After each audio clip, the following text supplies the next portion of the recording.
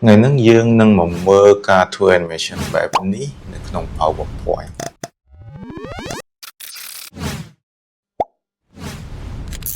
តោះទៅមើលទាំងអស់គ្នាជាដំបូងយើង duplicate slide ហ្នឹងហើយយើង copy SOS មកដាក់ slide ទី1ហើយយើងបង្កើត shape រង្វង់មួយហើយយើង apply animation ជា motion ទៅឲ្យវាហើយយើងកែ path របស់ motion ហ្នឹងទៅតាមរាងអក្សរ S ដែលយើងចង់បាន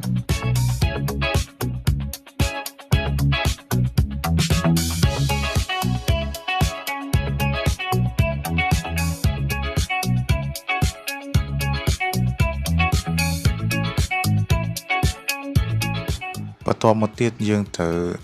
ដាក់ animation ដើម្បីឲ្យអក្សរហ្នឹងវាបង្ហាញទៅតាមកន្លងដែលរង្វង់ហ្នឹងវាផ្លាស់ទីដោយក្នុង PowerPoint យើងអត់មាន animation ដើម្បីបង្ហាញតាមកន្លងចឹងទេចឹងយើងប្រើ animation បែបទៅឆ្វេងស្ដាំលើខោប៉ុន្តែដើម្បីប្រើ animation ហ្នឹងបានយើងត្រូវបំបែក SOS ហ្នឹងជាងកត់បញ្ចូលឬក៏ផ្ដេកហើយ apply animation ហ្នឹងទៅលើកត់នីមួយៗ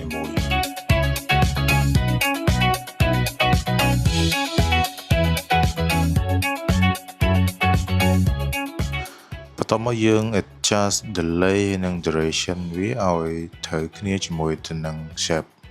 វងពណ៌ខៀវយើង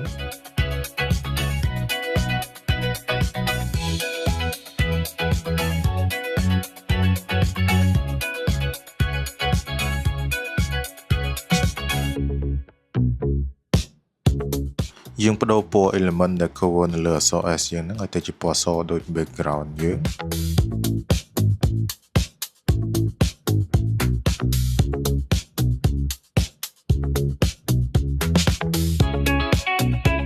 បន្តមកយើងថែម animation ទៅលើរង្វង់ពណ៌ខៀវយើងនេះដើម្បីឲ្យវាទៅដល់ចុងវារួមបាត់អញ្ចឹងខ្ញុំថែម animation grow and shrink ហើយខ្ញុំដូរ size វាឲ្យទៅ 0% នៅលើអក្សរ S រួចរាល់ហើយអញ្ចឹងយើងធ្វើទៅលើអក្សរ T and IT ម្ដងដោយ copy element ហ្នឹងពី slide ដើមមកយើងបង្កើត shape rectangle មួយហើយកែពណ៌វាឲ្យដូច background ពណ៌សហ្នឹងហើយយកអក្សរទាំងអស់ហ្នឹងទៅដាក់ hide ពីក្រោយពណ៌សហ្នឹងហើយយើងបង្វិលវាបង្រួមវាតាមដែលយើងចង់បានហ្នឹងមកនៅ slide ដើមហ្នឹងហើយយើងនៅ slide ទី2យើងដាក់ transition move ហើយកែ direction វាខ្លីតិចមក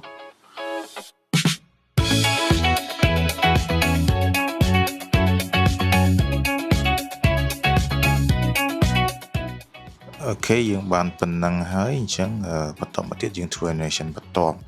ដោយឲ្យអក្សរ T ធំនេះញ័រឲ្យខ្ជាក់អក្សរ T តូចនៅខាងចុងមកអញ្ចឹងខ្ញុំប្រើ animation tether លាយជាមួយទៅនឹង animation spin អញ្ចឹង tether យើងដាក់ឲ្យច្រើនដងតិចមកហើយញាប់បន្តិចហើយយើងបន្ថែម animation spin នៅខាងចុង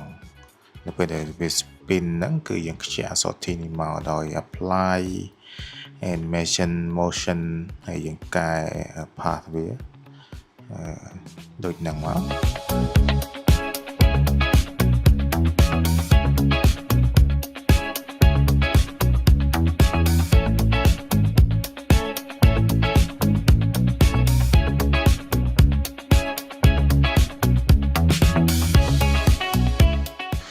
ចា៎នេះខ្ញុំមក copy អក្សរ A ពី slide ដើមដើម្បីមើលថាគម្លាតឲ្យអក្សរ T ហ្នឹងខ្ជាក់មកតាមណាមកល្មមនេះយើងមកកែទៅលើអក្សរ A ដើម្បីយើងធ្វើ animation ទៅលើអក្សរ A នឹងបន្ថែមទៀតអញ្ចឹងនៅលើអក្សរ A ហ្នឹងខ្ញុំនឹងដាក់ animation ឲ្យវាភ្លឺផ្លែតស្តៀងទៅនឹងពូលដែលខូចប៉ុន្តែខ្ញុំ apply ទៅលើតែ outline ទៅលើពូលហ្នឹងទេហើយបន្ទាប់ពីវាភ្លឺផ្លែតបន្តិចមកវានឹងបង្ហាញពណ៌ដើមគឺពណ៌ខ្មៅទៅលើផ្ទៃទាំងមូលរបស់អក្សរ A ហ្នឹងអញ្ចឹងការដាក់ animation ទៅលើអក្សរ A ហ្នឹងគឺយើងប្រើ animation line color ជាមួយទៅនឹង fill color អញ្ចឹង line color យើង apply មុនហើយយើង adjust setting វាឲ្យវា auto reverse ពី3ដងទៅហើយចាំយើង apply fill color នៅចុងបញ្ចប់ហើយនេះខ្ញុំ duplicate អក្សរ A ហើយដើម្បីយកវាមក fragment យកផ្នែកខាងក្នុងគឺផ្នែកវះពោះខាងក្នុងអក្សរ A ហ្នឹងដើម្បីយើងធ្វើ animation បន្ទាប់ animation បន្ទាប់ហ្នឹងយើងគ្រាន់តែយកផ្នែកខាងក្នុងហ្នឹងមកកែ color វាទៅពណ៌សវិញហើយយើង adjust ទំហំវាហើយ apply transition mode ទៅរួចរាល់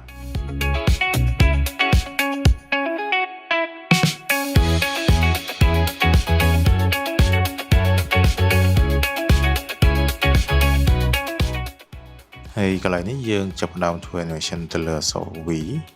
ចឹង V ខ្ញុំលាក់ទៅក្រោយអក្សរ A ហើយខ្ញុំ apply transition mode ដូចគ្នាចឹងខ្ញុំបរួមវាឲ្យបវល់បន្តិចទៅយកវាទៅលាក់ពីក្រោយអក្សរ A ហើយវាចេញបែបនេះបន្តមកទៀតយើងបង្ហាញបតក់នៅលើអក្សរ I ហើយនេះយើងស្រួលយើងដាក់ animation line យើងមកហើយយើងទាញវាមកដល់កន្លែងដែលយើងចង់បានហើយយើងបន្ថែម bouncing នៅខាងចុងបន្តិចបន្តមកយើងថែម animation ទៅលើផ្នែកខាងក្រោមនៃអក្សរ I ហ្នឹងដើម្បីឲ្យវាមើលទៅវាមាន interaction រវាងការធ្លាក់របស់បតក់ខាងលើហ្នឹង animation បន្ទាប់នេះគឺយើងចង់បង្ហាញ background យើងដោយដាក់ transition mode ហើយវាបដូរទៅជាពណ៌ខ្មៅវិញដោយទាញចេញពីក្រោយអក្សរ I មកអញ្ចឹងហើយយើងគ្រាន់តែ hide shape បំពង់មួយនៅពីក្រោយអក្សរ I ហ្នឹងមកហើយយើងបង្វិលវា flip វាតាមដែលយើងចង់បានហើយយើង apply transition mode គឺវាចេញទម្រង់ដូចបែបនេះ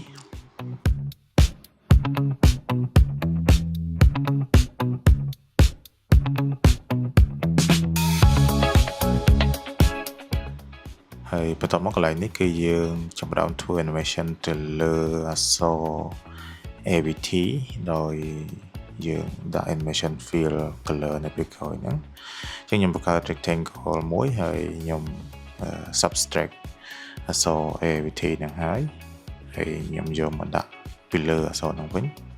ខ្ញុំបង្កើត shape មួយដោយលាក់វានៅពីក្រោយ rectangle ដែលខ្ញុំ subtract អក្សរចេញបាញ់មិញបន្ទាប់មកយើងចាប់ផ្ដើម apply animation line ហ្នឹងមកហើយយើង adjust delay និង duration វាមក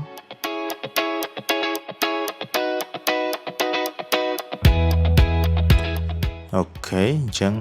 យើង duplicate shape ហ្នឹងពី3មកហើយយើងគ្រាន់តែ adjust delay វាដើម្បីមើលទៅវាឃើញរត់បដិញគ្នា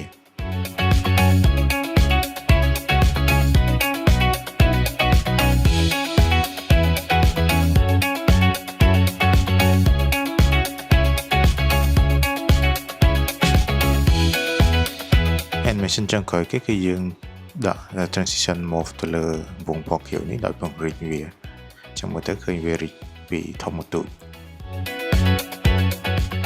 ហើយចុងក្រោយលទ្ធផលយើងគឺបែបនេះ